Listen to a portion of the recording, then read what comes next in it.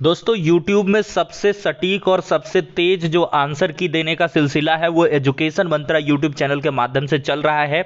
ऐसे में हिंदी के एक क्वेश्चन में थोड़ी सी जल्दबाजी में क्वेश्चन गलत हुआ था। सा का जो उच्चारण स्थान है वो तालु है, इचु या सा नाम तालु, हालांकि मैंने कहा था तो इसको करेक्ट कर लीजिएगा। बाकी किसी क्वेश्चन में कोई भी संदेह नहीं है। ठीक है, पहला क्वेश्चन है CDP का, हम डिस्कस करेंगे, बहुत तेज चलेंगे हम।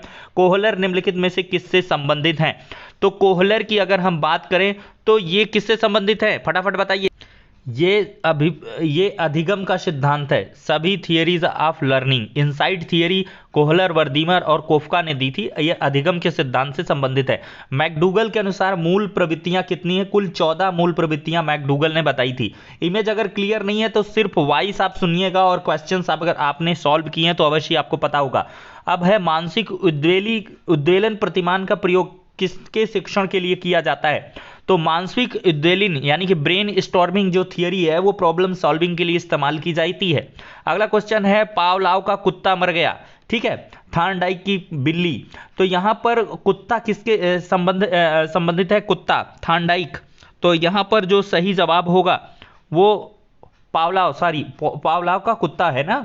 तो पावलाव का कुत्ता, थार्नडाइक की बिल्ली। थार्नडाइक की क्या है? बिल्ली। स्किनर का क्या है? चूहा। कोहलर का क्या है? बनमानुस है।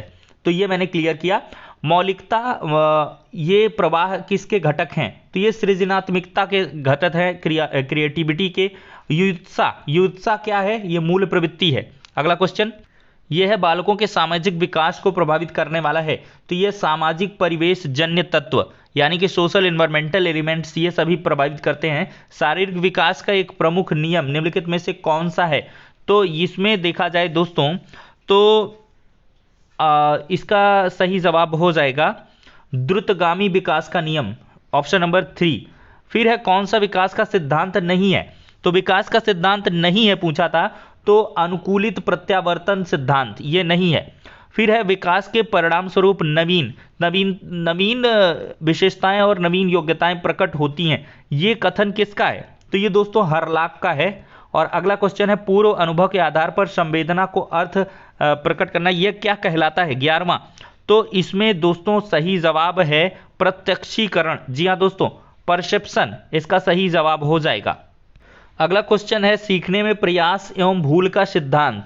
तो यहां पर थार्नडाइक सही हो जाएगा। अगला क्वेश्चन लेते हैं, फटाफट ले रहे हैं इस वजह से थोड़ा सा इसमें से आपको इशू देखने के लिए मिल सकता है। थोड़ा सा मैं इमेज रोटेट कर लेता हूं। औसत बुद्धि यहां पर पूछी गई थी तो 90 से 109 के बीच ये औसत बुद्धि होती है। क्रिस्टलीय बुद्धि के प्रतिमान के प्रतिपादक ये कैटल थे, RB कैटल थे। और क्रिया प्रसूत अनुबंधन का सिद्धांत ये स्किनर ने दिया है। क्रिया प्रसूत अनुबंधन का सिद्धांत किसने दिया? स्किनर ने। अगला क्वेश्चन है ब्लूप्रिंट में महत्वपूर्ण घटक क्या होता है? तो परीक्षण निर्माण, ब्लूप्रिंट में टेस्ट कंस्ट्रक्शन यही सही जवाब होगा। पूर्व संक्रियात्मक विकास की अवस्था किसने दी थी?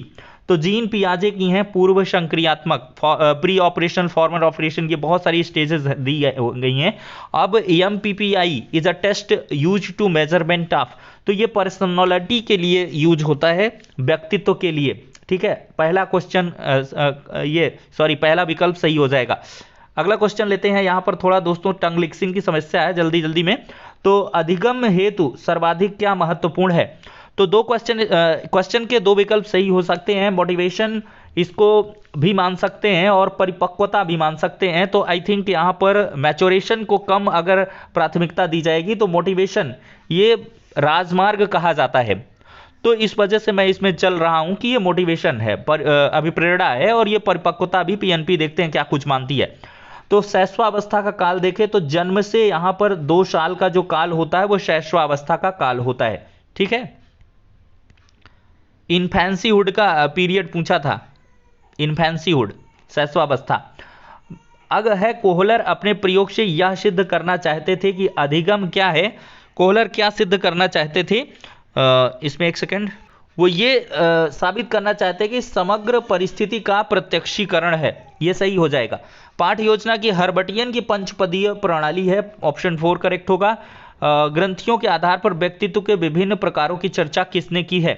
ग्रंथियों के आधार पर जो चर्चा की है वो सही जवाब हो जाएगा कैनन ने। ठीक है, अगला है सृजनात्मकता मौलिक परिणामों को अभिव्यक्त करने की मानसिक प्रक्रिया है। ये क्वेश्चन का सही जवाब हो जाएगा, एक सेकेंड, इसका सही जवाब है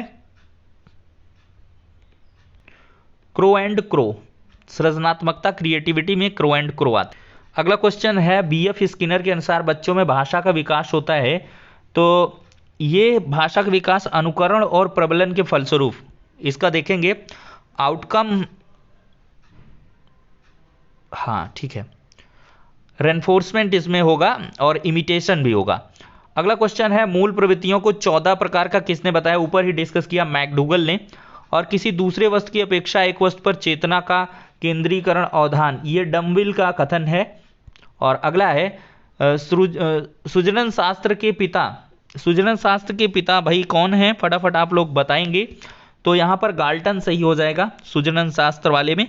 और अगला है 12 से 16 वर्ष के आयु हिंदी में डॉक्टर जे.एस. जलोटा। तो ये जो है जलोटा वाला जो है ये साधारण मानसिक योग्यता परीक्षण। अगला क्वेश्चन है लास्ट है द्विकारक, स्पीयरमैन का है, बहुत ही हलवा क्वेश्चन था। तो पूरा सीडीपी आपको मैंने 5 मिनट में खत्म किया, इतनी तेज स्पीड से फटाफट। और ये गारंटी के साथ कह सकते हैं 100% रियल और ऑथेंटिक ये आंसर की है, इसमें कोई भी रंचमात का संदेह नहीं है। ज़्यादा से ज़्यादा शेयर करें। नेक्स्ट वीडियो में मिलते हैं।